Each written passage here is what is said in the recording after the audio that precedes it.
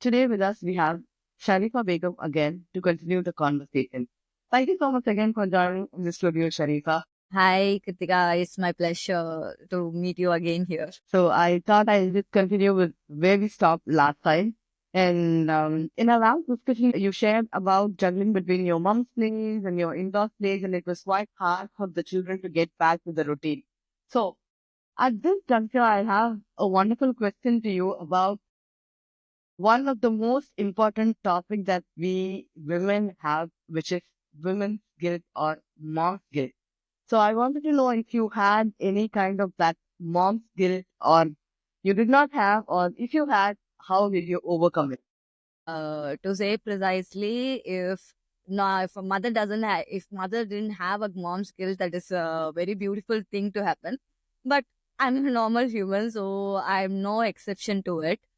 I had, it was a tough fight, then, but the most priority thing then was the right thing that I chose for my kids. So I stood by that. So many things I deliberately made actions that this is what our kids will do. Something like that. Whenever I anticipated some conflict would occur, I would pre-work it. This is how I work every place. And one thing that I strongly believe that is we are, as a parent, we hold a vision. This is what the kids need. We were very clear about the kids' needs. So as far as I was very sure about my support system, my partner's support. I didn't even bother anything. I used to say that no problem if I'm going to be willing for. And beautifully, one day, now current to say I was in that guilt. I was okay to be termed as silly and everything was it. And finally, that changed to a place now. It's like why I should want to term me as silly. It can be switched to another beautiful positive mode where I can see me as a queen. Where this beautiful thing that queen's rule cannot be overlooked. I don't want the main realization is I don't want my kids to see me as Vicky. In the course of saying that oh, it's okay to be as Vicky or something like that, I don't want that my kids to do it. So after having the shift of mind, even my perspective towards saying things to kids, everything changed. I was able to be at peace saying things to my kids, wishing things for my kids, and even more consciously. Previously, I was not bothered about my image. Now, my image is most important thing because they are going to share my energy. Again, here the strainer's words are coming. When you are in front of kids, your inner work matters a lot than the work you do on kids. This is what. So, being clear on what you want for your children and you know the pros of it, why you are doing it, there is then you can be like at peace. Okay, what the world may thinks, no problem. You are doing your justice for the kids. You are on justice, you are on truth. That helped me the most. Well said, Sharifa. And I could resonate a lot with you as always because as moms, we always feel ourselves as low and we talk, even though you think negative about me, I will do good for you. But what is more important is to be confident that we are doing for the benefit of the children. And when we are confident, we will not think as low. And when we don't think as low, whatever we say would be carried forward by partner or children with respect. And it would benefit the whole family and emotionally, as you said, it is like a big uplift for all of us. Thank you for sharing. And it is so beautiful that you had acceptance towards the mistake you did and your transition. And I would like to add here one thing. The thing is, the shift you have in yourself, all the things you do, you may not see the result immediately. You may not recognize that the work you did when they are young is you are ripening at when they are adult, or when they are when they're actually ripening that every all your efforts will not be able to recognize. But still, you did not do the wrong thing for your kid. That's the only justification you can hold on when you are with your kids on whatever decisions that you are making for your kids. You may not see the results. You may not know when you are experiencing the results. You are not bothered about it. Only thing at present, you are in the present moment, and your intention behind your action is pure and truth. This is the only thing anybody can hold on, not the result. It's a process. So beautiful, because in our childhood, like the generation we were raised, our teachers would hit us, our parents would hit us, but they had no regrets. They had 100% confidence that hitting us would only help us. And at that point of time, emotional health of the human beings were not validated as much it is being validated today. So, like, it did hurt us emotionally, and a lot of us in the 80s and 90s who were born in 80s and 90s have a lot of damages because of that. But still, they had the strong belief that they were doing it right and they were confident. So it is very important for us as parents to trust in the process and trust in every single thing that we are doing, that we are doing for the benefit of the child. And yeah, I don't support hitting, of course, but still, um, we also have to consider the emotional input that we are giving to our children with every action of ours. As rightly said, here is the emotional inputs that we are giving. We were hit by so many, we got hit at so many instances, but the hitting that we remember must have the background of the intention behind, not the action. We must have not remembered the hitting that we got to correct us with the right intention. But when our parents or someone, some elders hurted us because of their egoistic, because of their baggages, that only must have affected us. That is the baggage that we are carrying. This is something that I got when you are sharing about the uh, most of the parents of our generation are facing. We are terming this baggages, inner child wound, all these terms we are carrying. No, all this was not carried by the previous generation. True. They come up with a question that we raised you, aren't you good today? We have the answer like we are not good.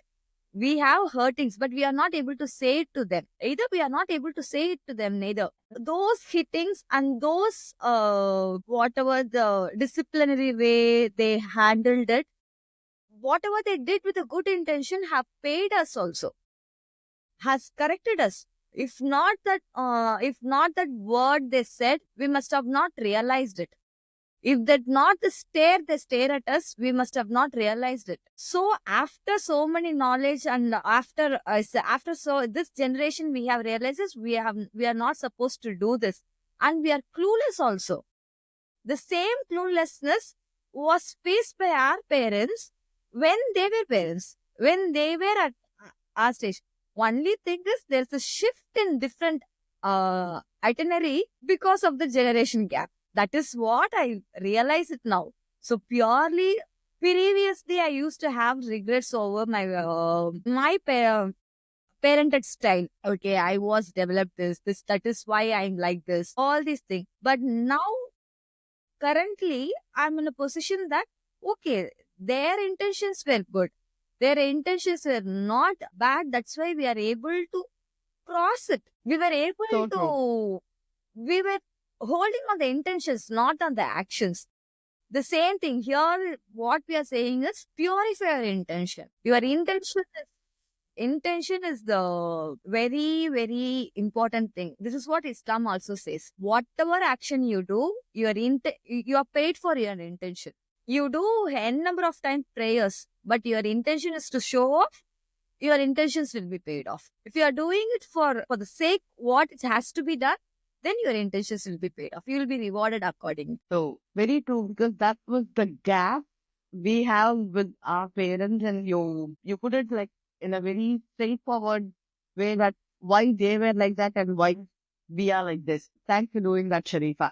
And moving on to the next question, I just want to put some questions that came out from our previous podcast, and then we can move forward. So, yet another question was about the school in which you have enrolled your child, because you specifically told that you have enrolled your eldest child in the Tamil speaking school, and there were a few inquiries about that. So, can you share about the school? Yeah, sure. That's my pleasure. We found that school through this homeschooling discussion, something like that only. I heard about this. The school name is Pavanar Palli. It's a 25-year-old school. This year, last week only, they have celebrated 26th annual day. The annual day and sports day. Every time I visit the school, it's like I get reaffirm myself that my kids are in a safe place. They are in right place, because every time I approach the management for any queries or any transitional problem, something like that, the approach they give us is child centric. There is no way that it is like two adults are speaking about their own problems. No, the child needs that. This is the child. This is the issue that is faced by the child. This has to be done. Let us face it. This is the approach. If I go with some weird doubt also, it is addressed. The person, the principal over there, the way he approaches every queries and every details is amazing. Okay, he has so much to learn from the persons over there, how they approach. Like I said, for the kindergarten that he went, my elder son went for 2 months in Bangalore. I have a story to make a big tick mark for the school. Where we entered casually there, we sat, 3 chairs were already placed there. When we went and sat, two of us elders went and sat, my kids were sitting on our lap. There is a higher grade, it's a fifth standard. So someone from the higher grade came, she got 2 chairs for the kids, she placed it over there, and she got water for us and she gave us. This very gesture showed that what is the social value they are imparting the children. The hospitality was showed by the child. The management is guiding the child to receive someone who has come into their compound. That was very impressive. And the way sir spoke to us was again warm welcome one. So we decided that okay, let us enroll next day. We just enrolled it. And then again, as I said, all the activities, whatever they are doing is that to skill them for the life. They had an election before the 26th Jan is our Republic Day, right? Before a week, they had an election in the school where they have elected chief minister, vice chief minister, sports minister, educational minister, and Olunguturai Amachars, disciplinary minister, and another one. I forgot. So they have elected persons. They did actual canvassing and they had a voting system, everything, ballot paper and everything they had. And they had so much of experience to share with people. So all these things were like, they are mimicking what is happening in the life in a child's way. And they were given responsibility. After that, whatever the event has taken, these kids were shown that you are in a responsible position. You are the chief minister. You have to address this gathering. Then all the events followed by that were led by children. They led the sports day. They gave the welcome speech. They were doing the comparing thing. Everything was led by children. Even the mistakes they do, all these things was embraced by the teachers. It is not corrected. Beauty was seen in that. Parents were able to see the beauty. Teachers were able to see the beauty in that. That is the kind of school. This is the kind of school must be there in any medium. The added advantages here is when there is n number of studies that shows that proves that when the education happens in your own mother tongue, there's other again what is mother tongue, there is so many different aspect over there. I'm not going to get into that. When it is happening in the mother tongue, that I take it as the language in which you dream, not think. Whatever the words first we get, that is the that will have the emotional connect, so that will that will come in our thinking also. But generally, what language we are dreaming, that is the comfortable language of your all layers of your mind. So if the education is happening in that language, then the following steps, the following results will fall in place. Stena stays here at 14 to 21, your intuition will play role. Till then, your inspiration through 7 to 14, you will learn everything because of inspiration. You will get to you grasp all the informations. You try to you can memorize anything. All this thing will happen at 14, 7 to 14. Once after puberty, you are trying to find your ego self. You are trying to stand on your identity. There, your intuition has to happen. There, all your educations will play a role. That will get digested. If it has to be digested, it has to be an organic one. So it has to be in mother tongue, in the language that you dream. That is very natural for you. This process that is happening at 14 to 21 will happen very organically. And we have heard that scientists got ideas when they dream. The dreams will come from subconscious mind. What will go and sit in the subconscious mind? That the language that you understand at all level. That happens only through mother tongue. That is the main reason I was dreaming actually to give education in a mother tongue way. People may ask, why not government school? You have that number is also is coming down now very rapidly. In even the mother tongue schools, mother tongue medium schools in all states are coming down very drastically. It's very pathetic situation. State has to look into it.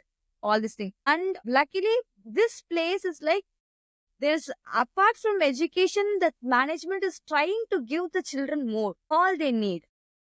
Emotional support. There's freedom. Children are not getting spoiled in the name of space, freedom, but they are given space to explore what is good and right, good and bad, right and wrong. They are experiencing. That space I was able to view in that school. That's why we enrolled. If not Pavanar, my children would have not gone to school. That's so beautiful, Shareefa. Is it okay to share the name of the Bangalore school as well? Bangalore school is Prakriti. Okay. It's located in Indranagar, Mhm. and it's a decade-old school, and they have the grades also. Wonderful. I don't know if it was with you. I had a dialogue about this mother tongue. I had a beautiful dialogue, and I assume it should be Yes. you because you told beautifully. Mother tongue is not the language that is just spoken at home, but it is the language that is spoken in the entire community. Yes.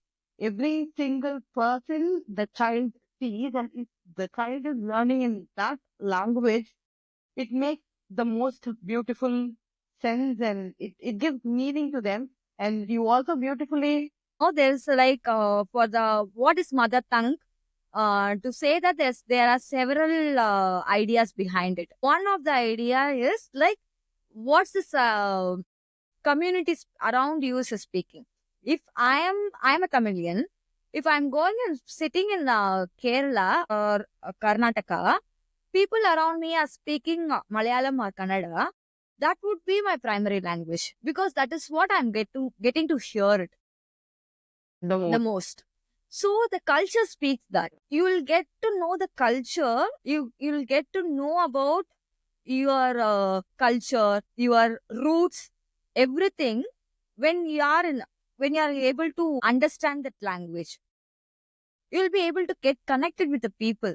Only when you get connected with the people, you will be able to understand this problem over there. Only when you understand the problem over there, you will be able to provide, you will be in a position to give the solution for the problem. So it connects there. So beautiful, because living abroad, living in a non-English speaking country, I know the benefits of what you say, because like you live in a new place, and when you cannot talk the language that is spoken in that place, you really cannot live there. Everybody speaks English, but emotions are transferred only through the local language. So it is very important to learn anything in the local language, because it will get into your heart and soul and brain and whatever organ you can call it. It will get inside only when you're able to emotionally connect with what you're hearing. So yeah, I think this conversation has given us a very beautiful, sharing about how important it is to learn and survive in the language that is spoken around. This beautiful conversation has let us understand the importance of talking the language, living with the emotions of the language in which is spoken in the external environment. And thank you so much for throwing the light on that, Shareefa. Like 7 to 14 is a period of emotion. As we talk the language, only if you are able to learn something that is connecting with you emotionally, then the education paves the way, and then it does the work. As we said previously, about when we are talking about the mother tongue, this is Right. what, if it has to do its work, then it has to be presented in a connecting way. If a child is not able to get the medium of, if not able to get the language, get connected with the language what it is spoken, then it will not do the work, right? So get your knowledge, all the essential knowledge in the language that you are most comfortable with. Nowadays, like, people are like, because of the convenience, they are training their kids to be in English itself, those people. But what makes there is, their education will be on emotional side. What gets at the cost of getting connected with your family. That is the thing. They will be like educationally, academically, they will have the full emotion. They'll have the right connection, everything. But where the link will be missing, the family connection. I think we can call it as with all the relationships. Yes, with all the relationships. If the child is in like third generation of being educated, everybody speaks in English, fine. They will not get deprived of anything.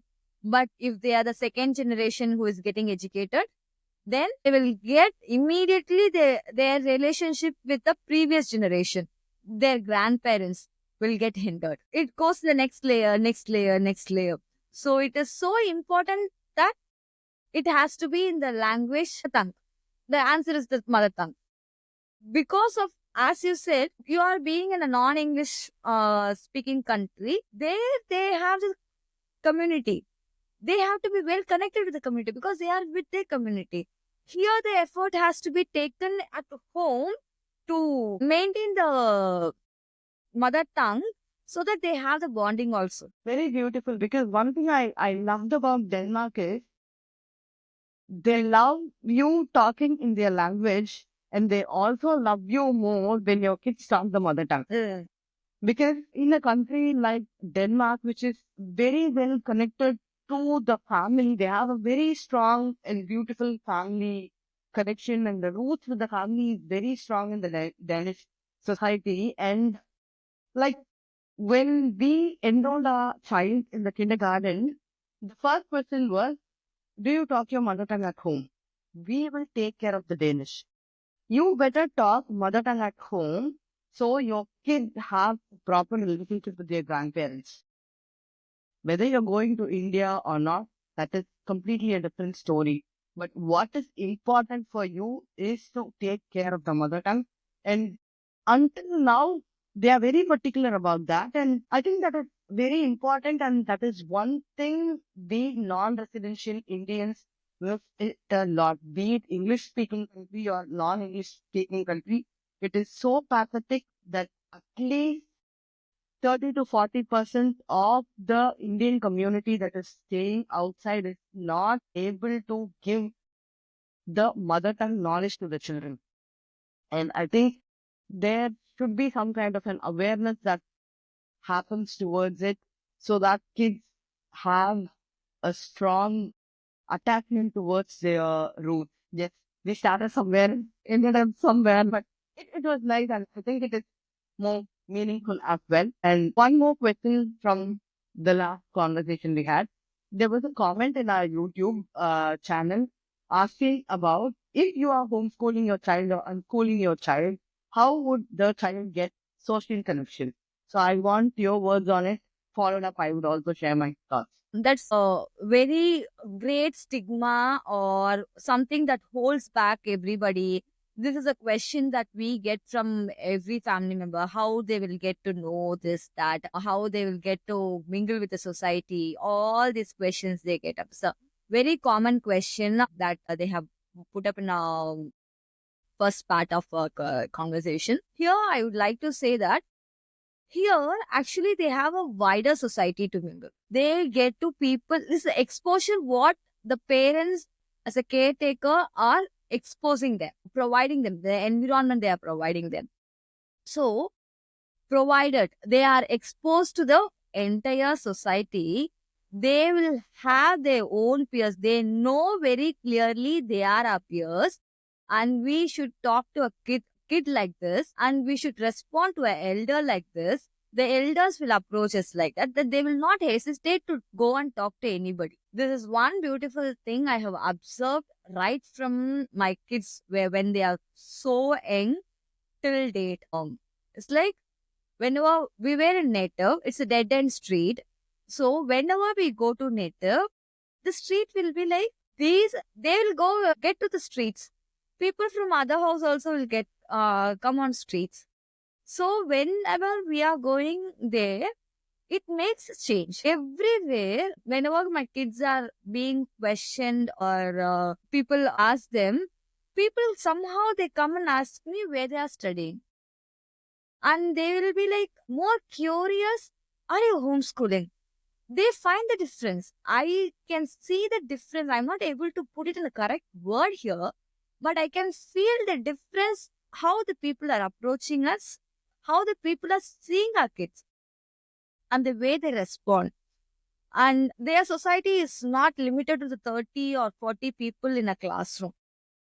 Okay, here they go out and play. They have a set of friends. As long as we are going to be in the same place, they are going to have the same place, same friends. It's the same applies to the school also. As long as your kid is going to continue in the same school, they are going to have the same set of friends. When your situation forces you to move out of some place, that place, the kid will have to encounter different people. Here, being in a homeschooling setup or unschooling setup, whatever it is, even when you're sending kids to school, don't restrict socialization within school alone. Make them expose, create an environment so that they can speak to everybody. They are exposed to other people. It's like there, I can see some my kids taking how they react to younger ones. With the way they share their experiences, that we can identify are they or your age or they're younger. We'll be able to get it. That is how the child can, and they are not going to be with their own age itself. Only thing what I felt they might lag is how their peer is tackling the academic thing. When they are sitting in a classroom, they get to see how my friend is writing this homework, how I am writing, in what way he is presenting his answer, in what way I am presenting this. This comparison thing or the pure learning thing may not be there. But this happened in a different form in play. When they play, they share so many things. We don't have TV here. We don't see so many cartoons or something. But they come up with all the movie names. They are like super fond of Spider-Man and Hulk and everything. They say all the Marvel heroes' names. I'm not even aware of it. We don't have anything here. So it is not that they share different level with their peers. We think because only we are exposed to school and our peers and the same, we get single idea. I like this, you like this, we talk. Here, not being in a classroom, they are getting exposed to different ideas. They get something from outside and they see this is not present in our home. Sometimes they rebel and they learn. Sometimes they accept, okay, this is our identity. They try to embrace our identity also. So there's so many things happening. I see differently in terms of socializing. It paves the way, but it has to be handled very cautiously. If you are going to make school at home, this will not happen.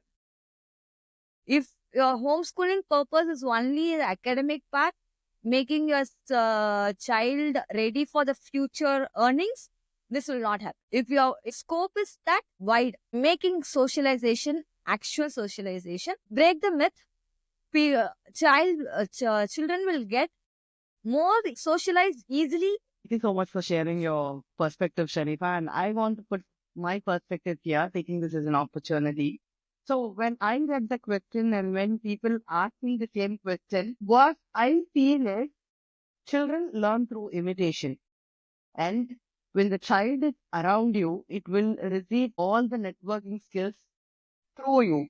The respect you give to a you know, to a person who sells peanuts on the street and the respect you give to the bank manager, the value system that you give to every individual you see in your day-to-day life, the child would automatically imitate it and they automatically get the networking skills, communication skills and everything. And if I am a person who don't treat everybody equally, obviously my child would be learning the same thing. But whereas when I give equal respect to everybody in the society, in whatever walks of life they are, they would obviously imitate me.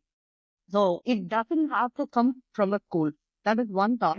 And the second thought, school these days and even in our generation, they did not allow us to network, unfortunately, during the school timings. If you talk with your friends in the bench, you'll have to fun. And I think it's still happening in a lot of, conventional schools and I think networking is staying there. So that doesn't give any kind of a networking and again you're sending the child for a play date to network.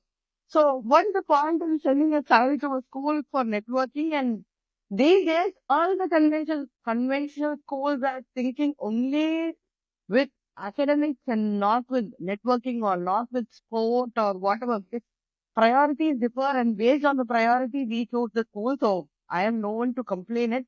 But coming to this question, I felt like with my experience, school these days and those days, 90% it was concentrating only on academics and 10% on sports and networking and all happened only during the lunch break or after school hours.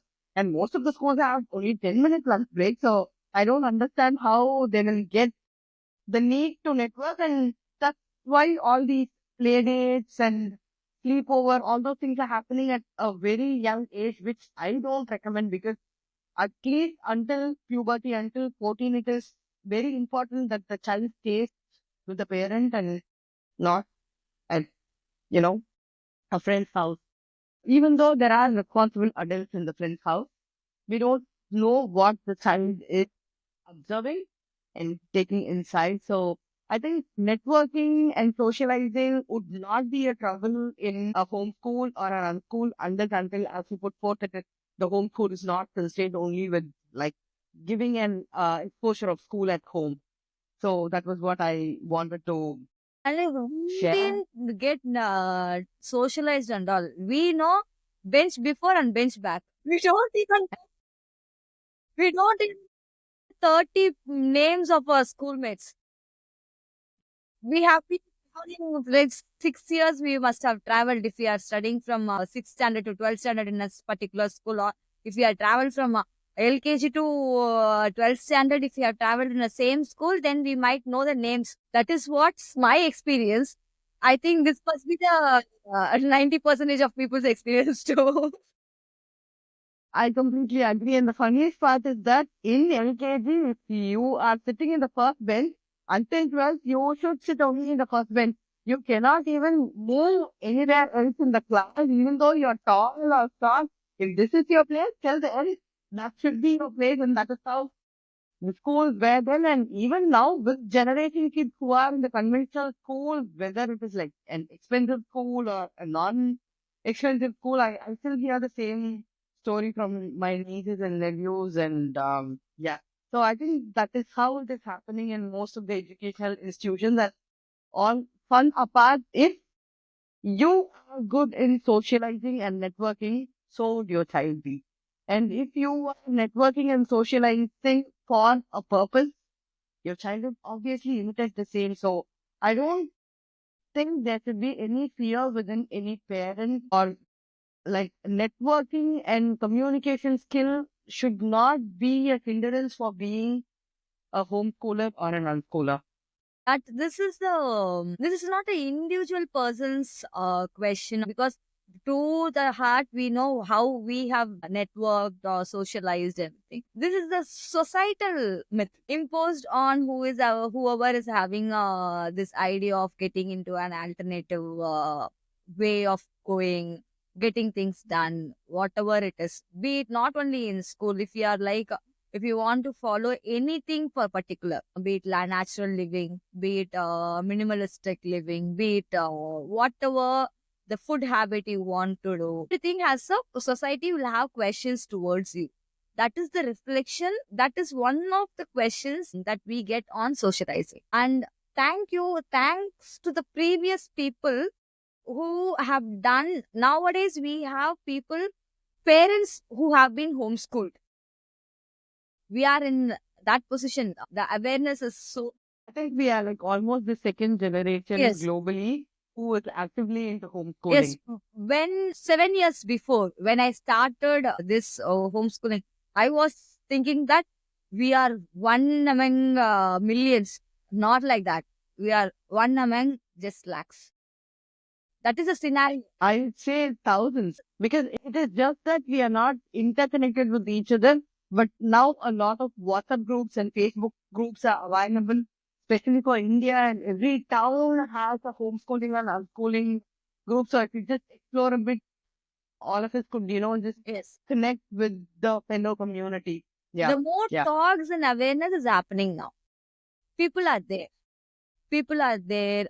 It's like, as you said, it's second generation. We have pioneers to guide us, to ask for what has to be done, what has to be. We have like a ready-made guide in front of us. If you are like just ready to spend some time over it, to fix what is your path and what is your need, why you are doing all this. If you are able to find answer for this, why, how, and all these answers, and if you are ready to go, no questions. The path is already laid in whatever direction you want to go. So we are blessed in such a way. We are in safe place actually. Very true, Sharifa. It's just that we have to explore a bit to understand who is there next door and what is the next door neighbor doing. Thank you so much, Sharifa, for patiently answering all the questions that we received through various social media platforms. And I think we have tried to answer the questions. If you like this episode, please hit the like button and subscribe to our channel. Please do share it with your friends. And yes, our conversation with Sharifa Begum has not ended today, but it is going to continue in the next episode, where we discuss a lot about scribble therapy, form drawing, and various projects Sharifa is going to start. Looking forward to meet you all in another beautiful episode with Sharifa Begum. Thank you.